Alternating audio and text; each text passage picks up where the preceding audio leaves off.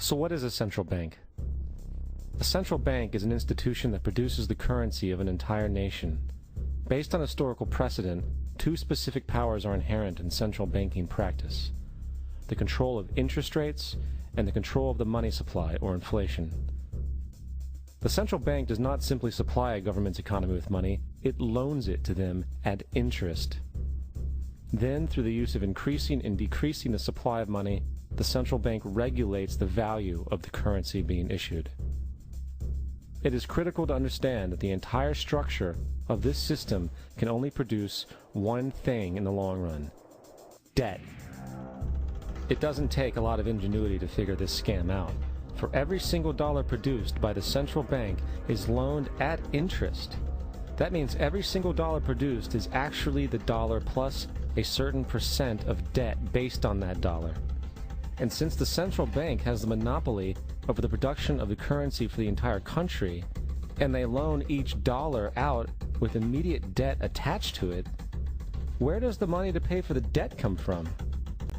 It can only come from the central bank again, which means the central bank has to perpetually increase its money supply to temporarily cover the outstanding debt created, which in turn, since that new money is loaned out at interest as well, creates even more debt. The end result of this system without fail is slavery, for it is impossible for the government and thus the public to ever come out of the self-generating debt. The founding fathers of this country were well aware of this.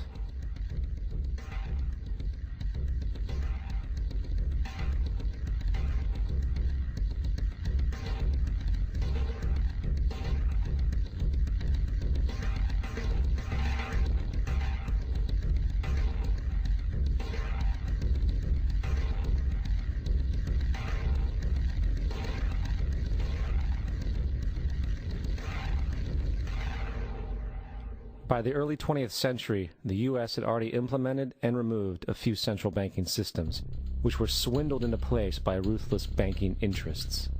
At this time, the dominant families in the banking and business world were the Rockefellers, the Morgans, the Warburgs, the Rothschilds.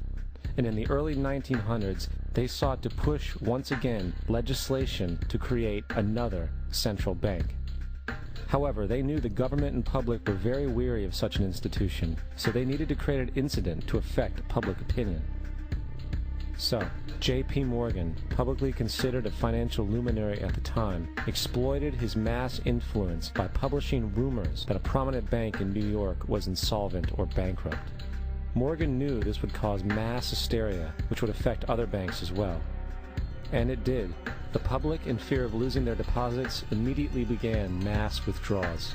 Consequently, the banks were forced to call in their loans, causing the recipients to sell their property, and thus a spiral of bankruptcies, repossessions, and turmoil emerged. Putting the pieces together a few years later, Frederick Allen of Life magazine wrote, "The Morgan interests took advantage to precipitate the panic, guiding it shrewdly as it progressed." Unaware of the fraud, the Panic of 1907 led to a congressional investigation headed by Senator Nelson Aldrich, who had intimate ties to the banking cartels and later became part of the Rockefeller family through marriage. The commission, led by Aldrich, recommended a central bank should be implemented so a panic like 1907 could never happen again. This was the spark the international bankers needed to initiate their plan. In 1910, a secret meeting was held at a J.P. Morgan estate on Jekyll Island off the coast of Georgia. It was there that the central banking bill called the Federal Reserve Act was written. This legislation was written by bankers, not lawmakers. This meeting was so secretive, so concealed from government and public knowledge that the 10 or so figures who attended disguised their names when en route to the island. After this bill was constructed, it was then handed over to their political frontman, Senator Nelson Aldrich, to push through Congress.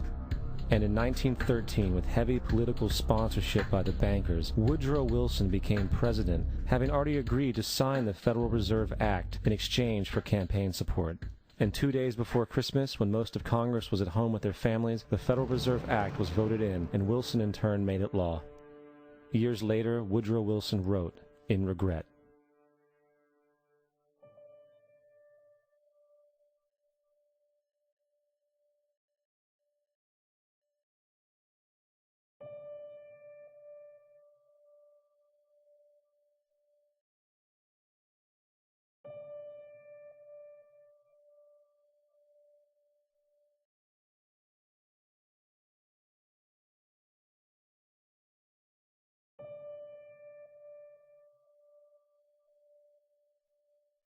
Congressman Louis McFadden also expressed the truth after the passage of the bill. A world banking system was being set up here, a superstate controlled by international bankers, acting together to enslave the world for their own pleasure. The Fed has usurped the government. Now, the public was told that the Federal Reserve System was an economic stabilizer, and inflation and economic crises were a thing of the past. Well, as history has shown, nothing is further from the truth. The fact is, the international bankers now had a streamlined machine to expand their personal ambitions. It's alive! It's alive! It's alive! For example, from 1914 to 1919, the Fed increased the money supply by nearly 100%, resulting in extensive loans to small banks and the public. Then, in 1920, the Fed called in mass percentages of the outstanding money supply, thus resulting in the supporting banks having to call in huge numbers of loans, and, just like 1907, bank runs, bankruptcy, and collapse occurred. Over 5,400 competitive banks outside of the Federal Reserve System collapsed, further consolidating the monopoly of the small group of international bankers. Privy to this crime, Congressman Lindbergh stepped up and said in 1921, "Under the Federal Reserve Act, panics are scientifically created.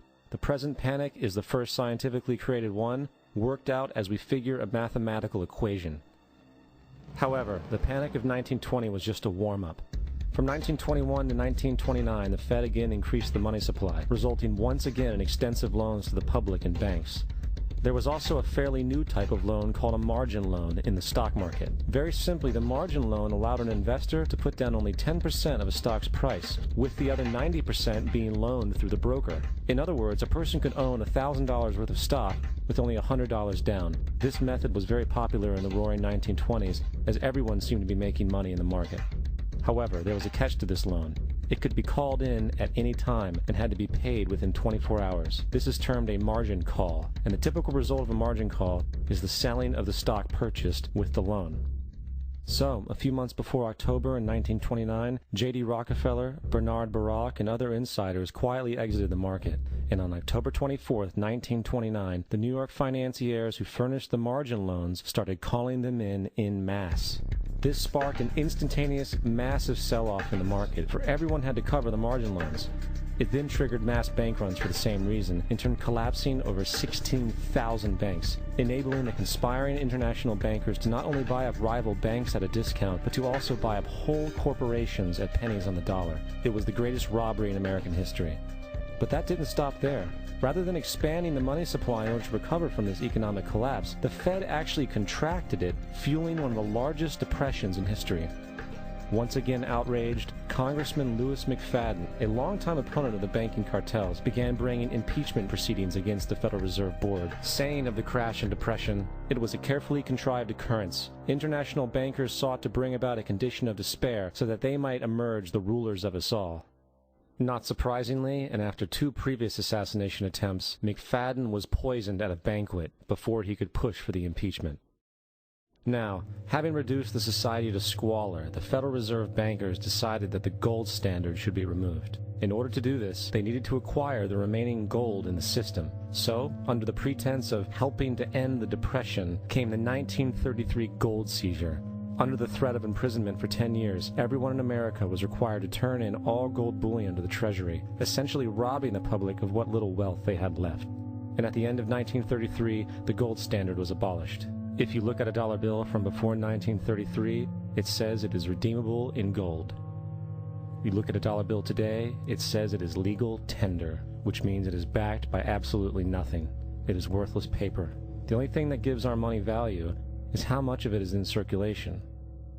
Therefore, the power to regulate the money supply is also the power to regulate its value, which is also the power to bring entire economies and societies to its knees.